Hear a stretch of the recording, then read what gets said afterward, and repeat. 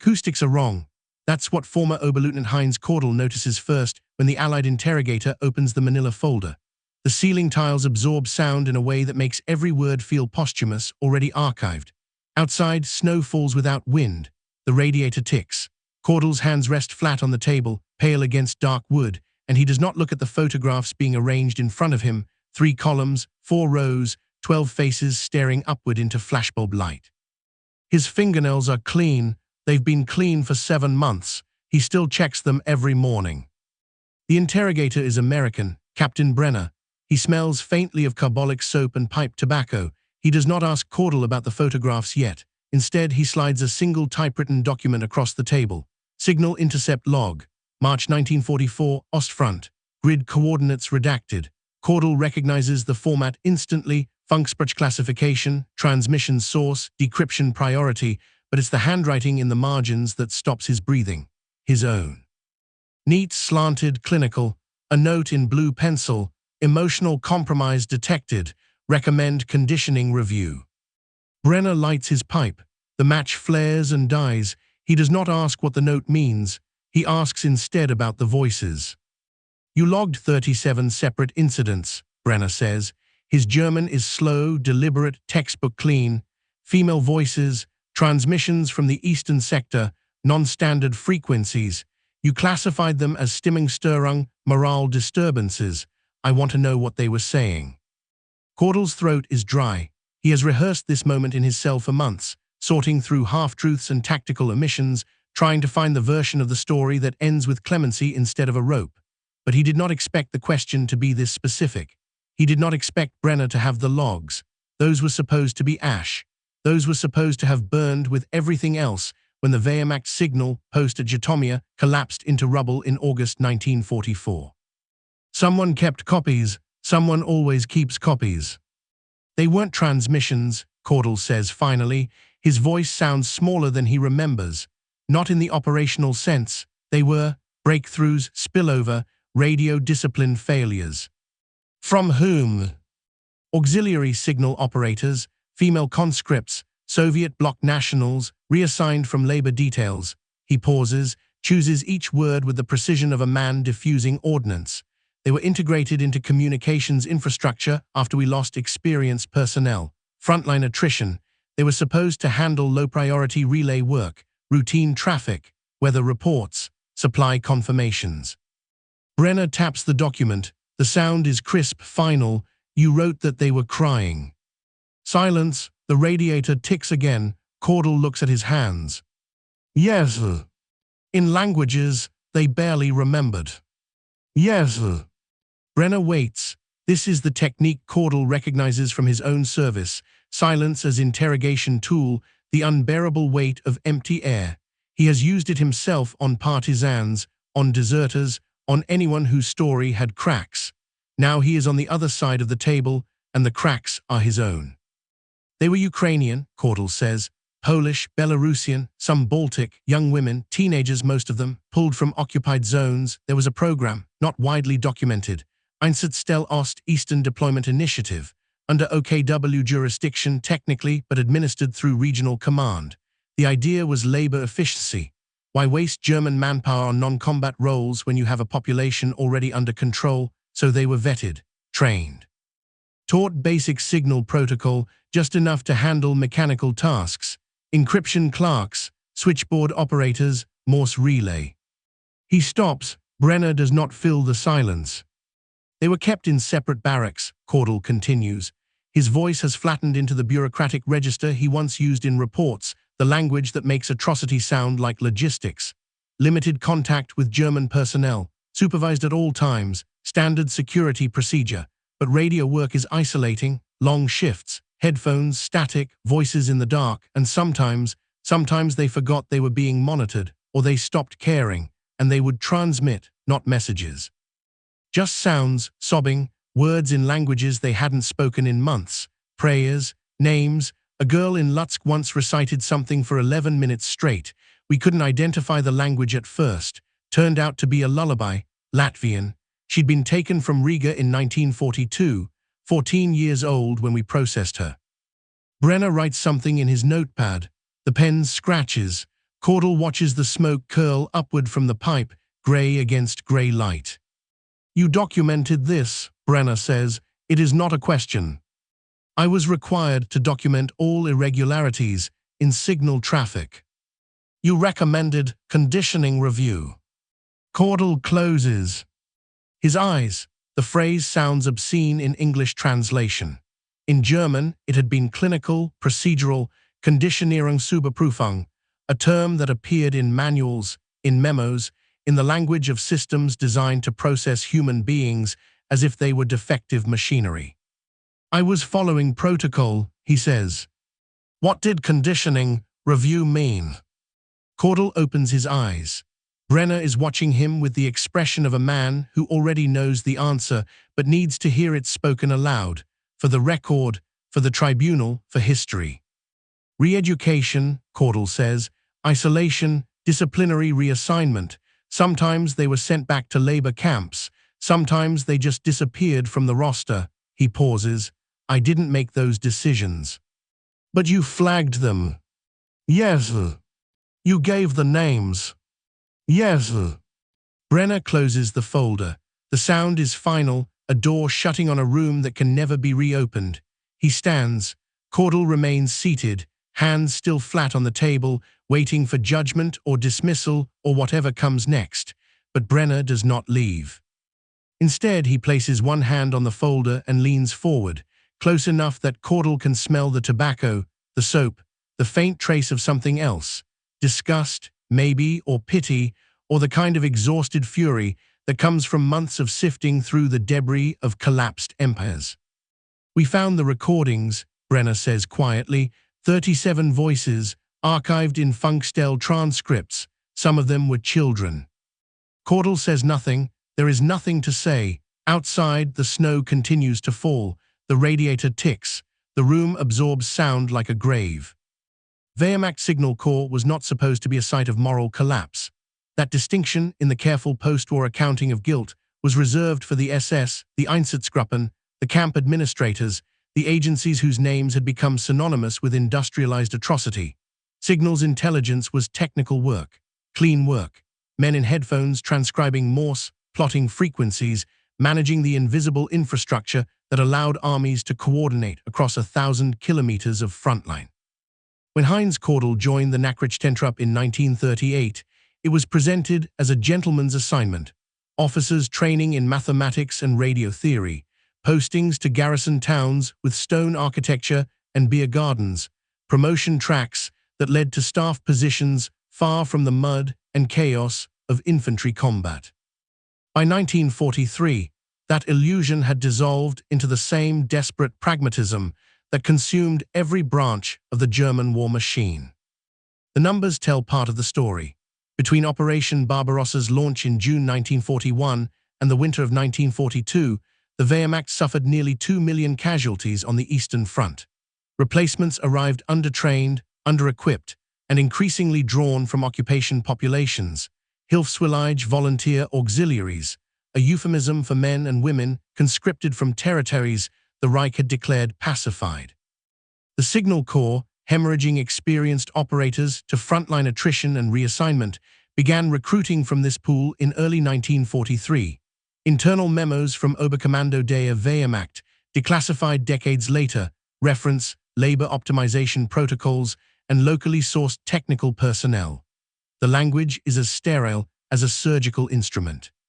What it meant in practice was this: young women from occupied Ukraine, Poland, Belarus, and the Baltic states, already processed through labor registration systems, were identified as suitable for communications training.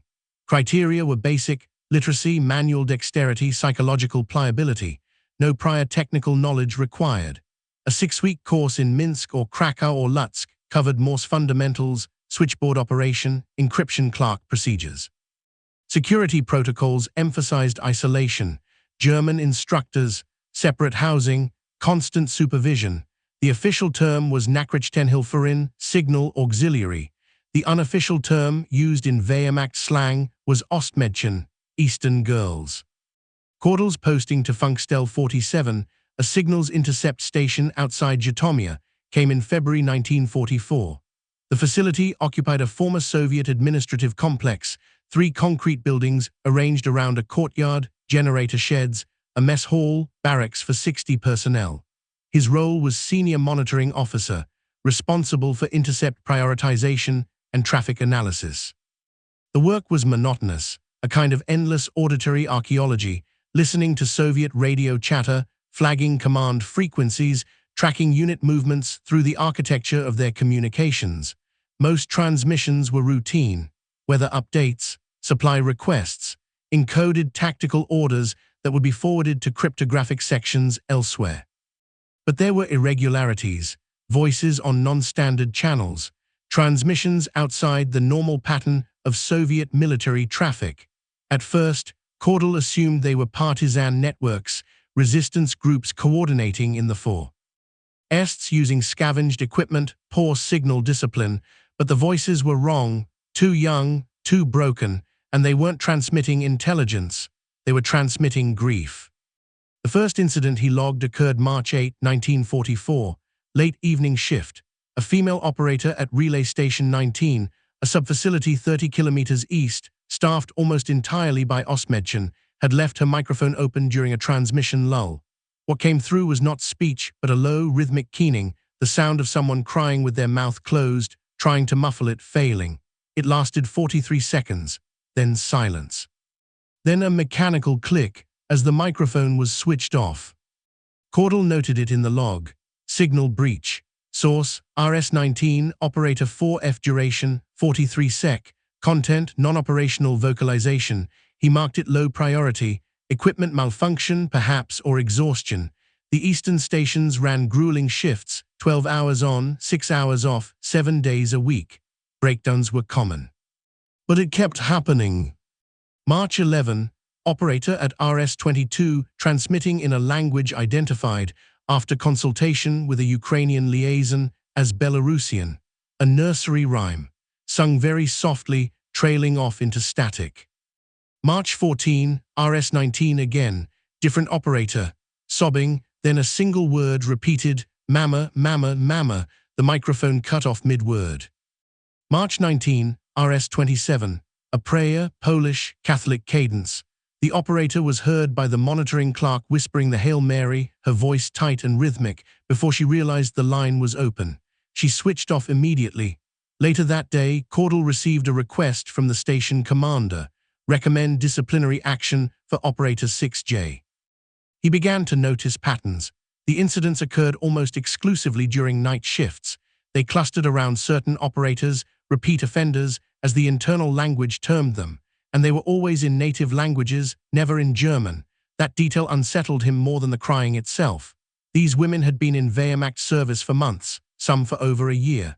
They were immersed in German commands, German schedules, German overseers. Yet under stress, exhaustion, or isolation, the language that surfaced was the one they had spoken before the war, the one they had been told to forget. Kordel escalated the issue in a report dated March 24, 1944. He framed it in operational terms: signal security risk, potential for partisan infiltration, need for enhanced monitoring and personnel vetting. He did not mention the content of the transmissions. He did not describe the sound of a 16-year-old girl reciting her mother's name in a language she was no longer permitted to speak. He wrote instead about emotional compromise and disciplinary inconsistency, and morale degradation requiring systemic intervention. The response came from Koruk 559, Re-Area Command 10 days later. A single-page directive. Operators flagged for repeated violations would be subject to Konditionierungsüberprüfung, a term Kordel had seen before in personnel files but never applied. It meant removal from signal duties, reassignment to labor battalions, reclassification as security risks. The directive was signed by an administrative officer Kordel had never met. It arrived with a carbon copy checklist: names to be submitted, incident frequency, recommended priority for review. He filled out the checklist: Operator 4F, Operator 6J, 9 others. He submitted it through official channels. He did not ask what would happen to them. That was not his function. His function was to maintain signal integrity, to document irregularities, to follow protocol. 3 weeks later, RS-19 reported a personnel shortfall, 6 operators reassigned, replacements pending. The crying stopped. The night transmissions went silent. Kordel's logs returned to the clean, mechanical language of routine intelligence work. He told himself he had done his job correctly. He told himself the system would handle the rest. He told himself this until the war ended and the Allies arrived, and someone pulled his reports from a filing cabinet in a bombed-out command post and asked him to explain what conditioning review meant in a room where the acoustics made every word sound like evidence. The recordings were never supposed to exist. Standard procedure for signals intercept stations dictated that non-priority traffic, anything not flagged for intelligence value, be transcribed in summary form and the audio itself erased.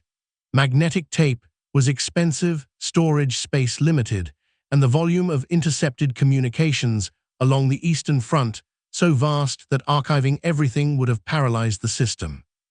Only actionable intelligence merited preservation: Soviet command frequencies, partisan coordination, logistical movements. Personal transmissions, equipment malfunctions, operator errors, these were logged in text and discarded. The voices themselves were meant to vanish into static. But Oberfeldwebel Georg Albrecht did not follow procedure.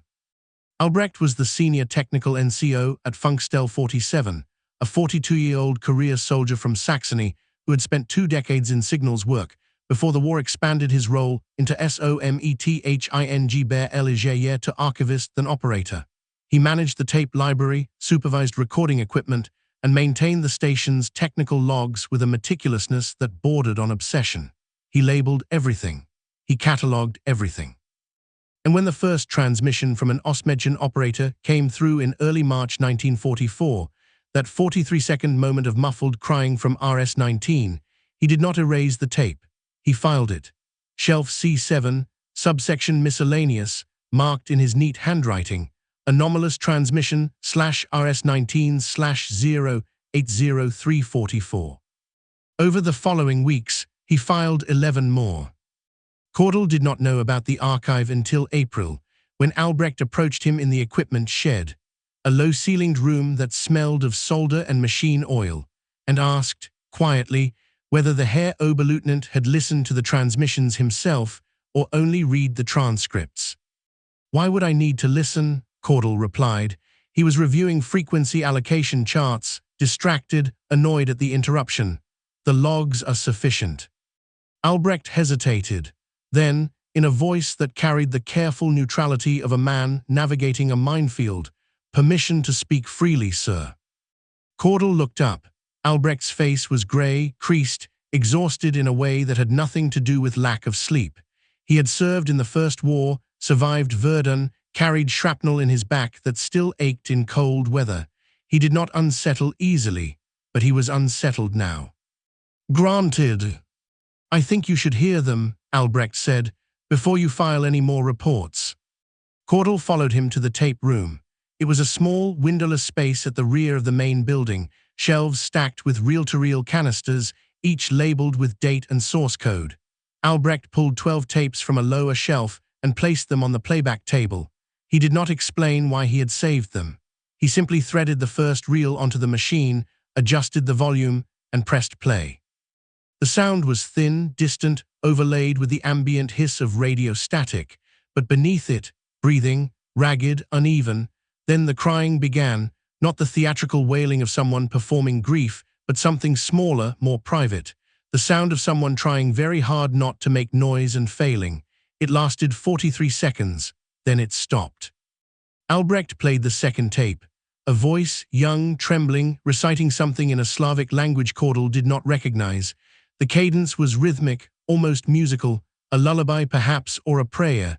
It went on for 2 minutes, then silence, then a soft click.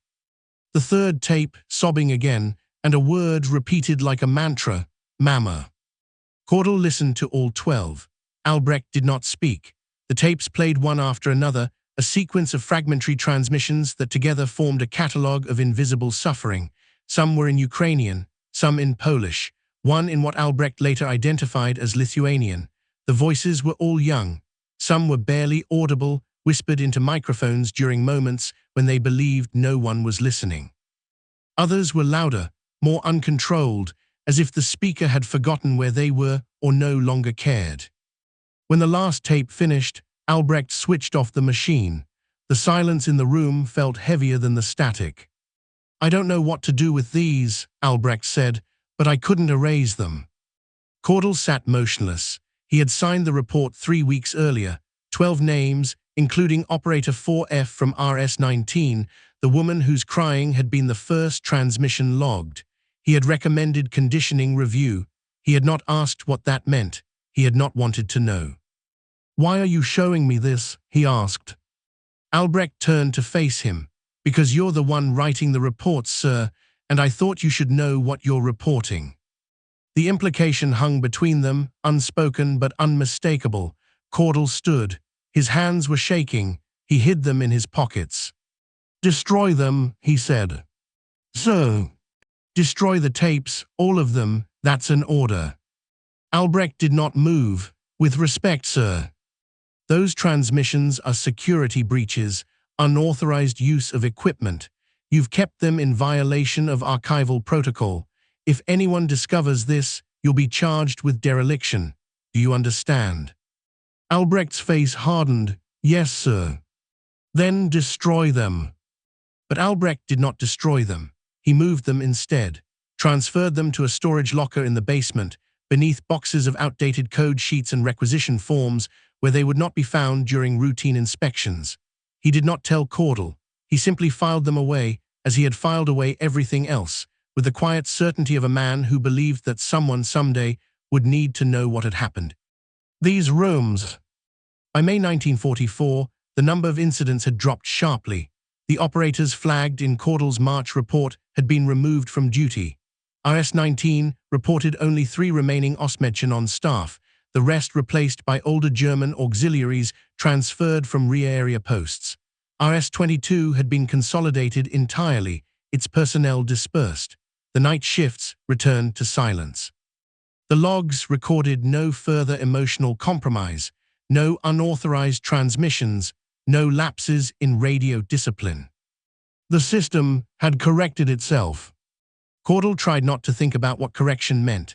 He tried to focus on the work, monitoring Soviet frequencies, tracking the slow, grinding collapse of German positions as the Red Army pushed westward.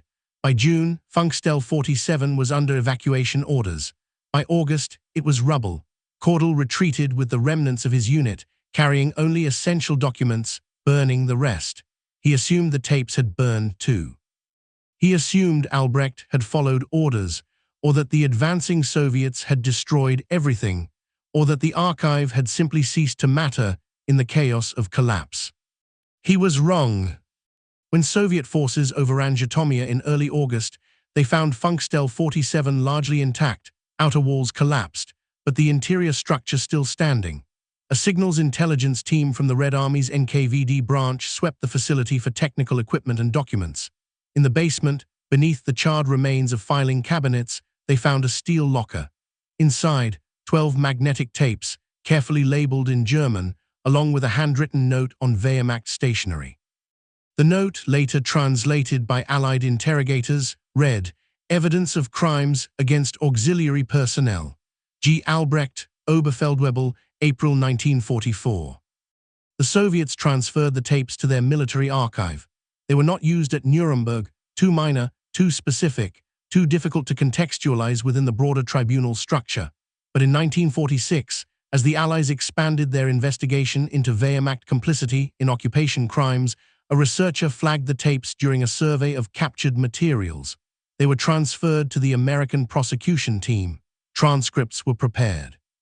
Operators were identified through cross-referencing personnel rosters. And Captain Brenner placed the file in front of Heinz Kordel in a room with bad acoustics and asked him to explain what conditioning review meant. The Einsatzstelle Ost program was not classified. It did not need to be. It existed in the gray administrative space where wartime necessity and bureaucratic efficiency converged into something too mundane to warrant secrecy, and too uncomfortable to document with precision. There were no grand policy declarations, no FUHRA directives, no speeches announcing the systematic recruitment of young women from occupied territories to serve as Wehrmacht signal auxiliaries. There were only memos, personnel requisitions, training schedules, budget allocations for barracks construction and ration distribution. The language was dry, procedural, void of moral content, exactly the kind of paperwork that allowed thousands of people to participate in a program without ever having to confront what the program actually was. The architecture of the system was simple. Regional occupation authorities maintained registries of civilian populations in controlled territories, names, ages, occupations, skills, political reliability. These registries were compiled under the auspices of labor mobilization, the vast apparatus through which the Reich extracted millions of workers from conquered lands to fuel its war economy. Most went to factories, farms, construction projects. But a subset, young, literate, deemed psychologically manageable, were flagged for auxiliary service. The criteria were codified in a February 1943 directive from OKW. Females aged 16-24, no documented resistance activity, basic education, physical fitness suitable for non-combat roles. They were not volunteers. The term used in official documents was Dienstverpflichtet, service obligated. Refusal meant reclassification as a labor shirker, which carried penalties ranging from reduced rations to deportation to punitive work camps. Families were sometimes leveraged. A woman's compliance could determine whether her parents received food allotments, whether her siblings avoided forced labor roundups. The system did not rely on overt coercion. It relied on the grinding pressure of occupation itself, the way a bureaucracy can make survival contingent on obedience without ever issuing an explicit threat. Training occurred at regional centers, Minsk, Krakow, Riga, Lutsk. The courses lasted 6 weeks. Mornings were technical instruction, Morse code fundamentals, switchboard operation, basic radio maintenance, encryption clerk procedures. Afternoons were indoctrination, German language drills, discipline protocols, lectures on the importance of loyalty and efficiency. Security was absolute. Trainees lived in guarded barracks, forbidden contact with the outside, monitored constantly by Aufseherinnen, female overseers, often ethnic Germans from resettled communities, who enforced rules with the rigid precision of people who had something to prove.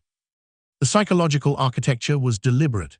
Trainees were isolated from their native languages, their families, their identities. They were given German work names, Greta, Helga, Else, regardless of their actual names. They were forbidden to speak in their native tongues except during designated translation exercises. Infractions were punished with solitary confinement, reduced rations, or expulsion from the program, which usually meant reassignment to harsher labor details. The goal was not cruelty for its own sake. The goal was malleability. Women who could be trained to suppress their own languages, their own memories, their own interior lives, could be trained to operate radio equipment with the mechanical consistency the Wehrmacht required. Most adapted, or appeared to. They learned the codes, followed the protocols, transmitted messages with the blank efficiency of human relays. But adaptation under duress is not the same as transformation. It is performance, and performances crack. The first systematic documentation of these cracks came not from Funkstelle 47, but from a psychiatric evaluation report filed by Dr. Ernst Waldmann, a Wehrmacht medical officer stationed at a signals facility near Lviv. The report, dated November 1943, described the case of a 19-year-old Ukrainian auxiliary, identified only as Helferin K, who had suffered what Waldman termed acute dissociative episodes during night shifts.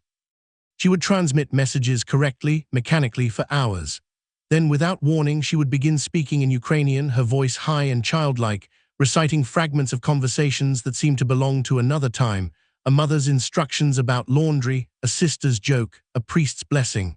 She was not addressing anyone. She was simply remembering aloud, into an open microphone, across Wehrmacht communication channels. Waldman's diagnosis was nervous exhaustion compounded by cultural dislocation. His recommendation, 2 weeks rest, psychological counseling, possible reassignment to less demanding duties. What actually happened was unstated in the report, but a marginal note, added later by an administrative officer, read, transferred to Labour Battalion, October 1943. The report was filed and forgotten, but it was not unique. Between late 1943 and mid-1944, at least 17 similar incidents were documented across signals facilities in occupied Eastern Europe. The pattern was consistent: young female auxiliaries, under conditions of extreme isolation and exhaustion, suffering psychological breaks that manifested as involuntary transmission of personal material, memories, prayers, songs, fragments of identity that had been systematically suppressed. Some recovered and returned to duty. Others were removed permanently. None were granted medical discharge. The Wehrmacht did not recognize trauma in auxiliaries. It recognized only operational efficiency or operational failure. Kordel's reports from Funkstelle 47 fit this pattern exactly, but they introduced a new variable, scale: 37 documented incidents over 12 weeks, multiple operators, multiple facilities. What Waldman had described as isolated psychiatric anomalies, Kordel was reporting as a systemic issue, and systemic issues required systemic solutions. The response came in the form of Dienstanweisung 47G, Service Directive 47G, issued by Koruk 559 in April 1944. The directive did not mention crying. It did not mention native languages. It described instead recurring signal discipline failures among auxiliary personnel and mandated enhanced conditioning protocols for operators flagged in monitoring reports. The protocols were outlined in clinical detail: reduction of sleep schedules to increase compliance, restriction of rest day privileges, intensified supervision during shifts, and most significantly, immediate removal of any operator exhibiting emotional instability incompatible with communications security. The term used was charakterliche Unzuverlässigkeit, character unreliability. It was a designation that could be applied retroactively, subjectively, without appeal. It meant an operator could be removed not for specific infractions, but for the mere potential of future failure. And removal, in the context of auxiliary personnel, did not mean discharge.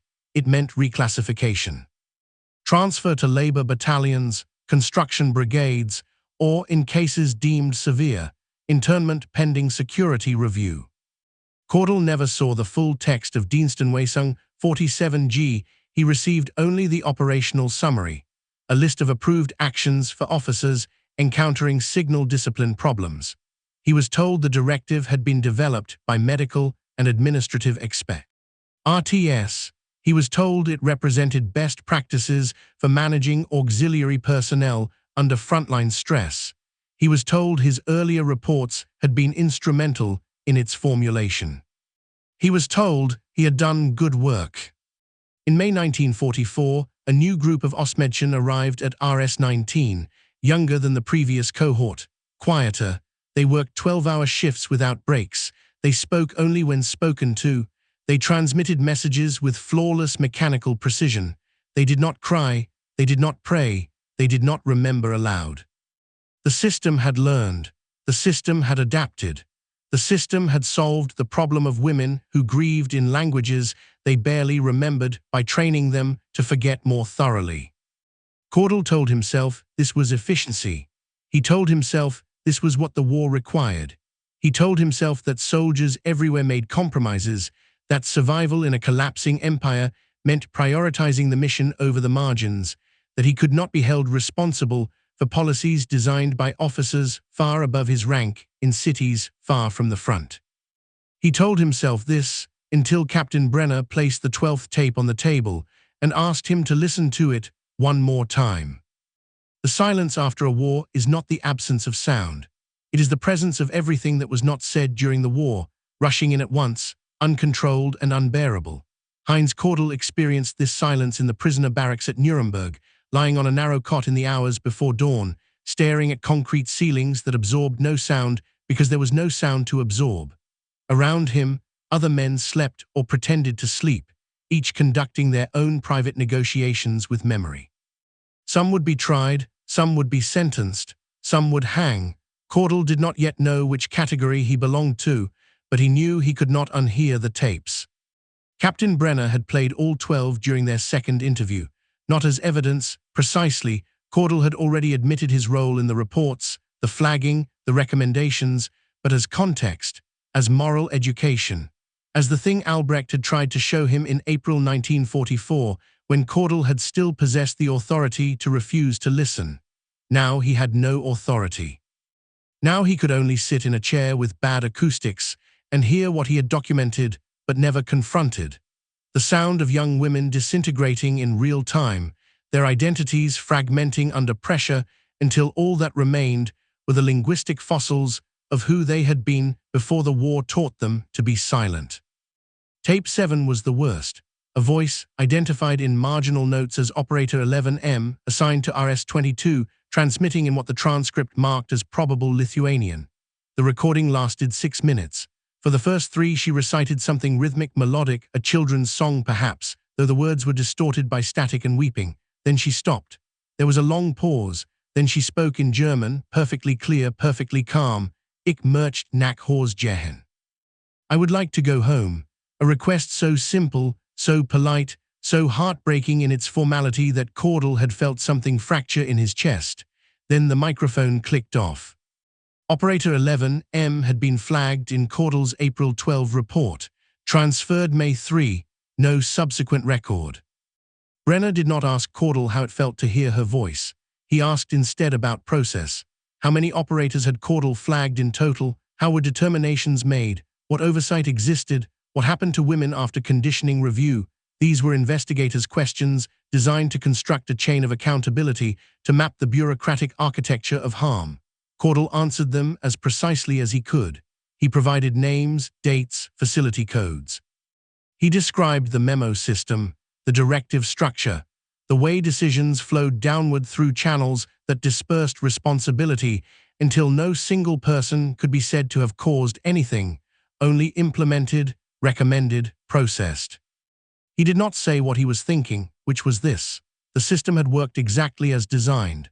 The women had been integrated into Wehrmacht communications infrastructure with ruthless efficiency.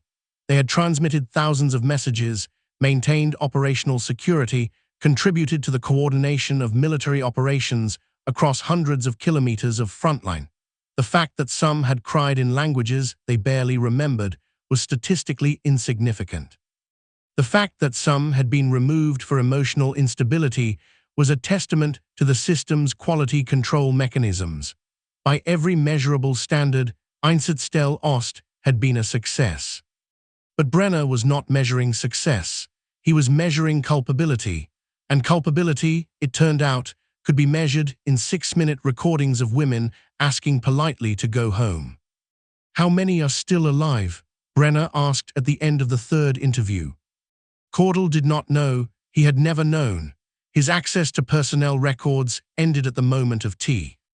Transfer, what happened after, whether women were reassigned to labor details, sent to camps, released, imprisoned, shot, existed beyond the scope of his responsibilities. He said this. Brenner wrote it down without comment. We've located 4, Brenner said, from your reports, 4 women whose voices are on these tapes and who survived the war. 3 are in displaced persons camps. 1 is in a Soviet psychiatric facility. We are attempting interviews. Kordel felt his hands begin to shake again. He pressed them flat against his thighs. What will you ask them? What happened after they were transferred? Who made the decisions? Who carried them out? Brenner paused. What they remember. They won't remember me, Kordel said. It came out faster than he intended, more desperate. I never met them. I only read intercepts. I only filed reports. Brenner closed his notebook. He looked at Kordel with an expression that was not quite pity and not quite contempt, but something in between, the look of a man who has spent months talking to people who believe distance from the act absolves them of the act. They'll remember the system, Brenner said, and you were part of the system. The interviews with survivors were conducted between May and July 1946. Allied investigators worked through displaced persons networks, cross-referencing names from Wehrmacht personnel rosters with women registered in refugee camps across occupied Germany and Austria. The process was chaotic.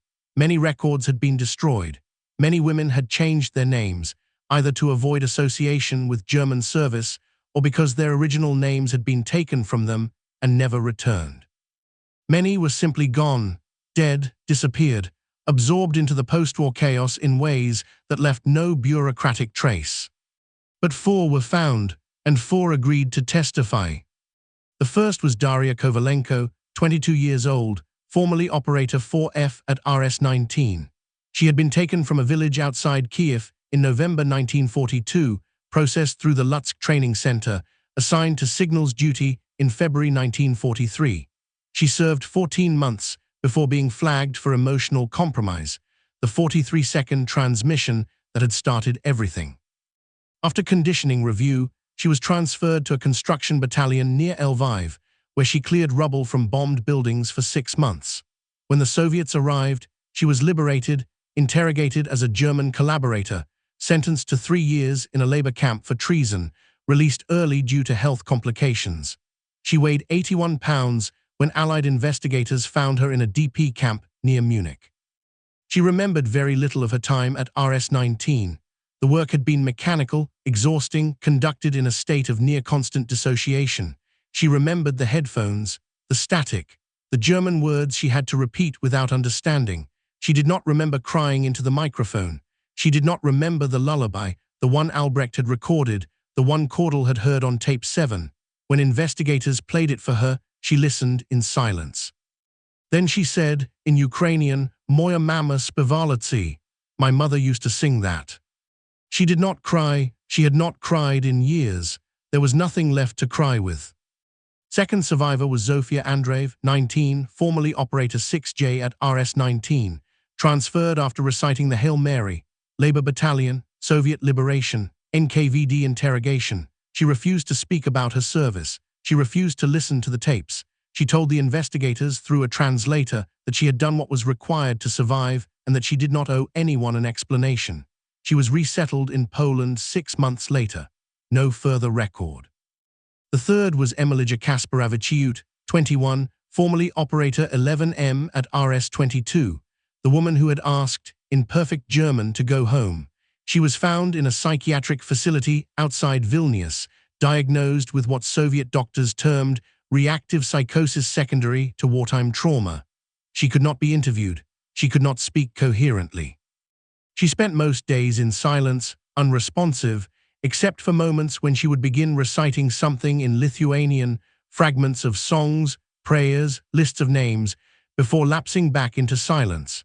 The doctors said she had been like this since 1945. The fourth survivor was never identified by name. She refused.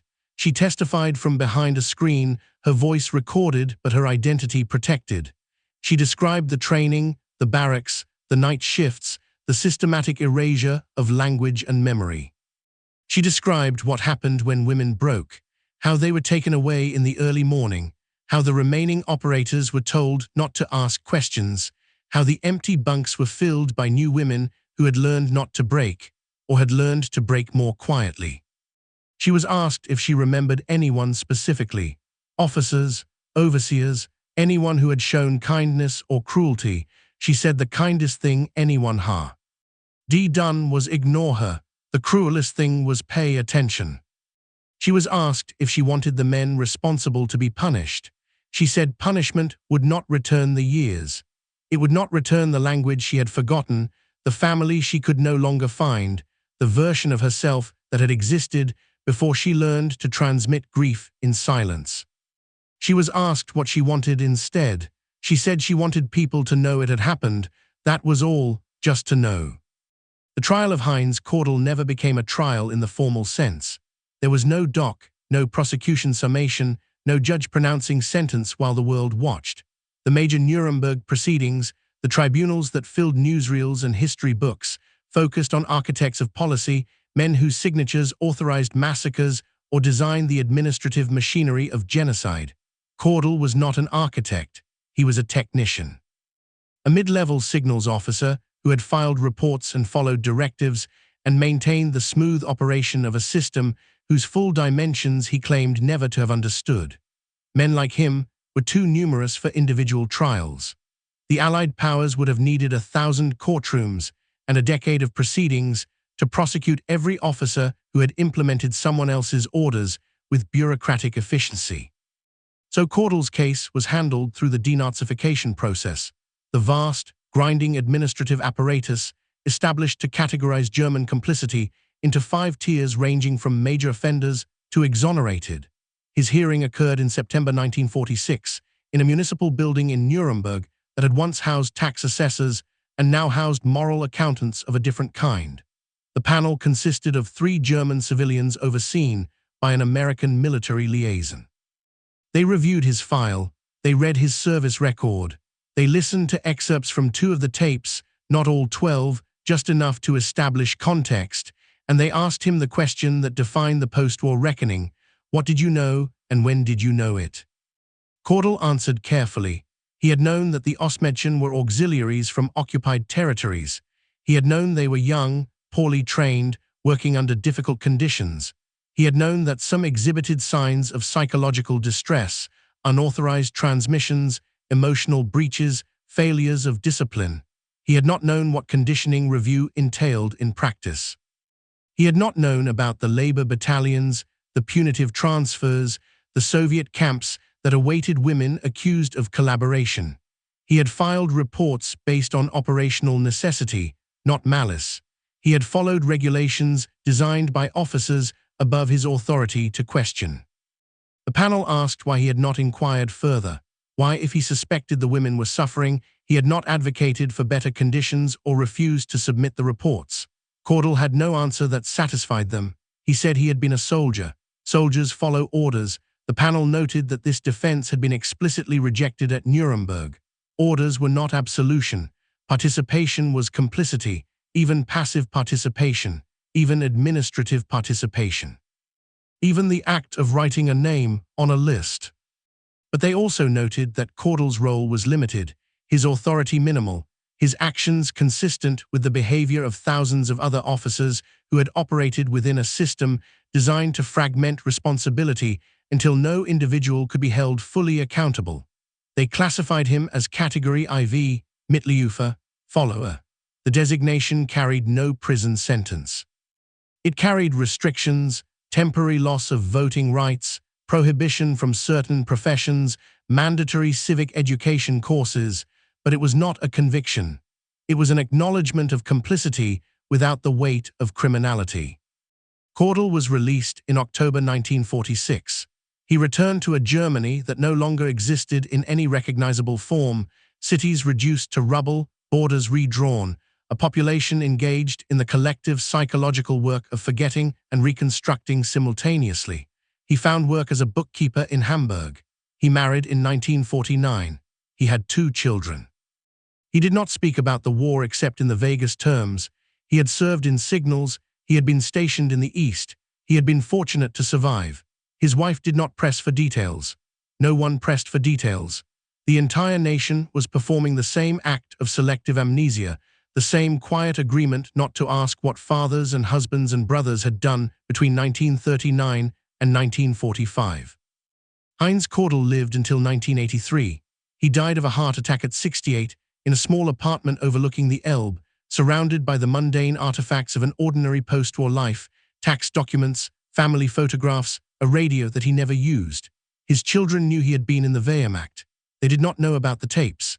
They did not know about Operator 11M, who had asked politely to go home in a voice that Kordel heard. His sleep for 37 years. The tapes themselves were filed in the U.S. National Archives in 1952, part of a broader transfer of captured German military records. They were catalogued, indexed, and largely forgotten.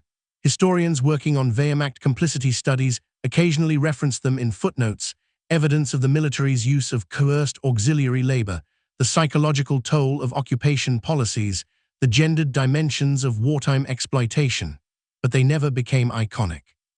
They never achieved the historical resonance of other artifacts from the period. They were too small, too specific, too difficult to integrate into the grand narratives of the war. In 1998, a researcher named Dr. Helena Marczak, herself the granddaughter of a Polish forced laborer, discovered the recordings while conducting archival work on women in occupied Eastern Europe.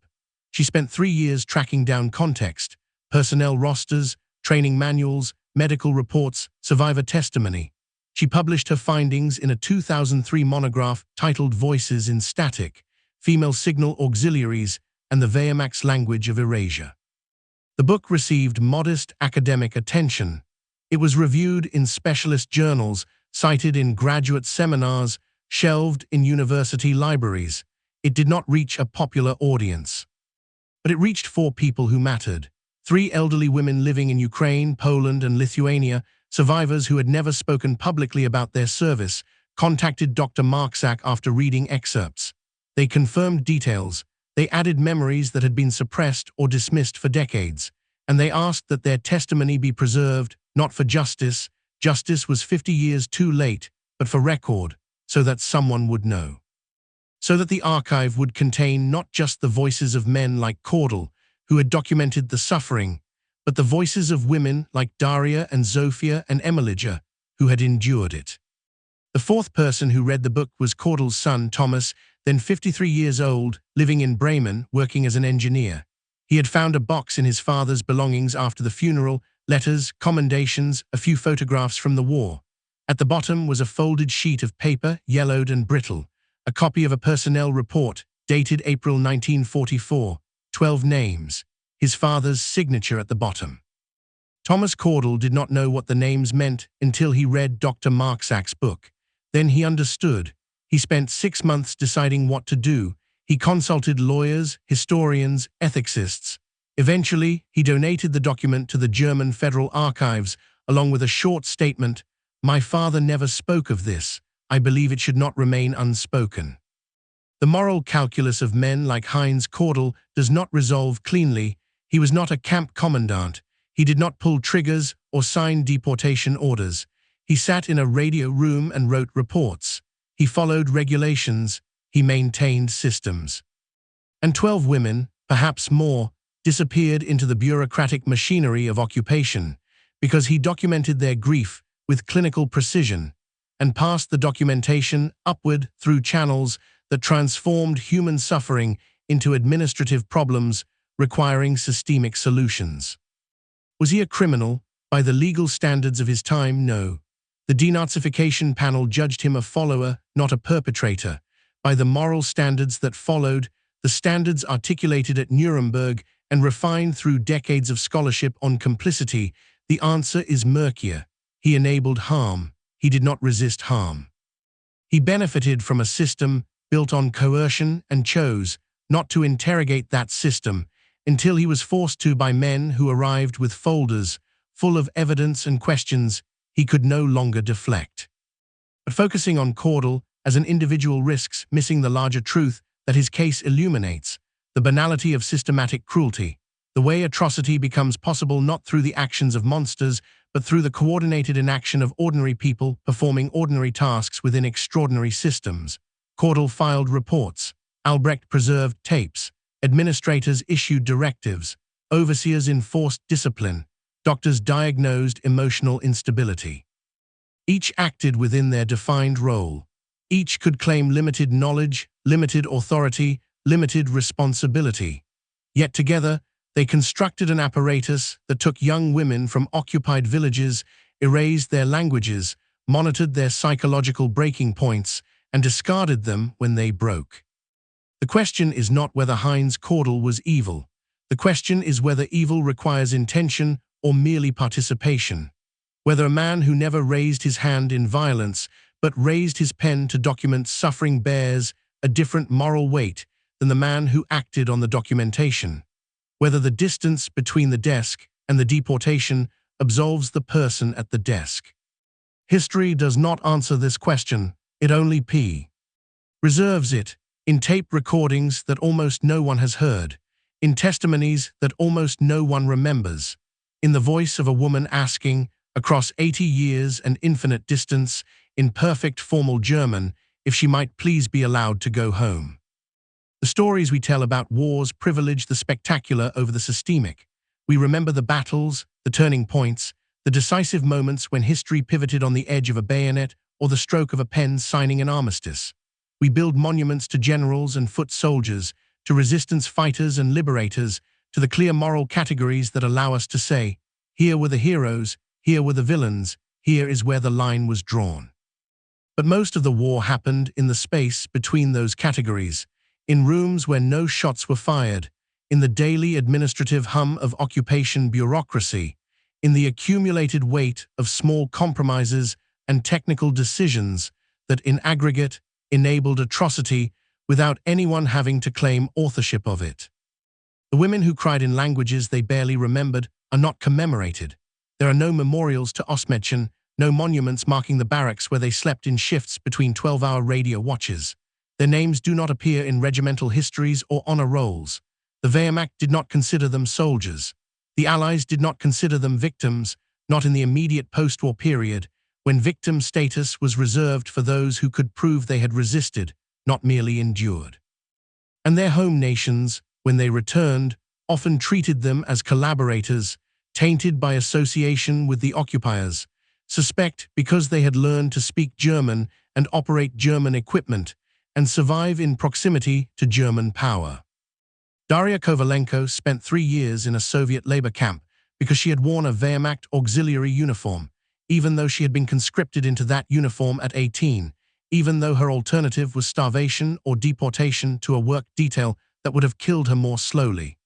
She was released in 1948 with a criminal record that prevented her from attending university, from holding professional employment, from living in major cities. She worked in a village school, teaching children to read, and she never mentioned the war.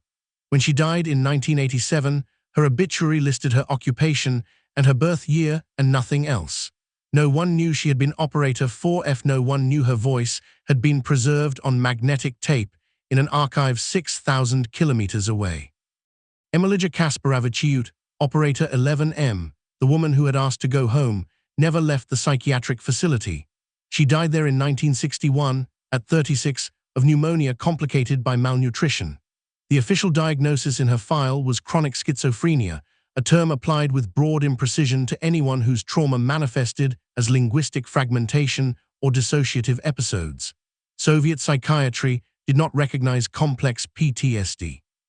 It did not have frameworks for understanding what happens to a mind forced to suppress its native language, its memories, its identity, and then punished for the involuntary reassertion of those things under extreme stress. It labeled her broken. It filed her away. And when she died, the only record was a death certificate and a notation in a hospital ledger that she had no living relatives to notify. Zofia Andreev returned to Poland married, had 3 children, and never spoke of her service. She lived until 2009. In her final years, as dementia eroded the careful partitions she had built between past and present, she would sometimes lapse into German, fragments of radio protocol, phrases she had been trained to repeat mechanically, and her children would ask what she was saying. She would look confused, as if waking from a dream in someone else's language, and say she didn't remember. Maybe she didn't. Maybe the forgetting was the only kindness her mind could offer her. The 4th survivor, the woman who testified anonymously, disappeared from the historical record entirely. Dr. Marczak attempted to locate her in the early 2000s but found no trace. Perhaps she had died. Perhaps she had emigrated. Perhaps she had simply decided that speaking once was enough, that she did not owe the world her name or her continued testimony. The archive preserves her voice from 1946, firm, deliberate, refusing victimhood and refusing absolution, but it does not preserve what happened to her afterward. Some erasures cannot be reversed. In 2017, a German documentary filmmaker named Clara Jensen attempted to create a film about the Einsatzstelle Ost program. She had read Dr. Marczak's book. She had obtained permission to access the tapes. She had located 3 living descendants of the women whose voices were recorded, a grandson of Daria Kovalenko's, a niece of Emilija Kasparovičiūtė's, a distant cousin of one of the unidentified operators. She conducted interviews. She visited the sites of former Signal Stat irons, now overgrown fields or Soviet-era apartment blocks. She reconstructed the bureaucratic architecture of the program through archival documents. The film was never completed. Jensen could not secure funding. Broadcasters expressed concern that the subject matter was too niche, too depressing, too difficult to market to audiences who wanted clarity and resolution from their historical documentaries. One programming executive told her, off the record, that stories about women crying on old radio tapes didn't have narrative drive. Another said it was hard to identify the protagonist. Was it Kordel, the survivors? The system itself. Without a clear hero or villain, how would viewers know what to feel? Jensen abandoned the project in 2019. The footage remains unedited. The interviews are archived at the German Federal Film Archive in Berlin, available to researchers unwatched. This is how history forgets, not through destruction but through disinterest, not through the burning of documents, but through the quiet decision that some documents are not worth the effort of retrieval. The tapes exist. The testimonies exist. The evidence of a program that conscripted thousands of young women, erased their identities, monitored their psychological disintegration, and discarded them when they became inconvenient. All of it exists, catalogued and preserved, and almost entirely ignored. There is a philosophical concept in trauma studies called structural violence, the idea that harm can be inflicted not through individual acts of cruelty, but through the ordinary operation of social, economic, and political systems. Structural violence is the poverty that kills as surely as a bullet, the policy that destroys lives without anyone having to give a direct order, the bureaucracy that transforms people into problems and solves those problems through mechanisms so diffuse that no one can be held accountable.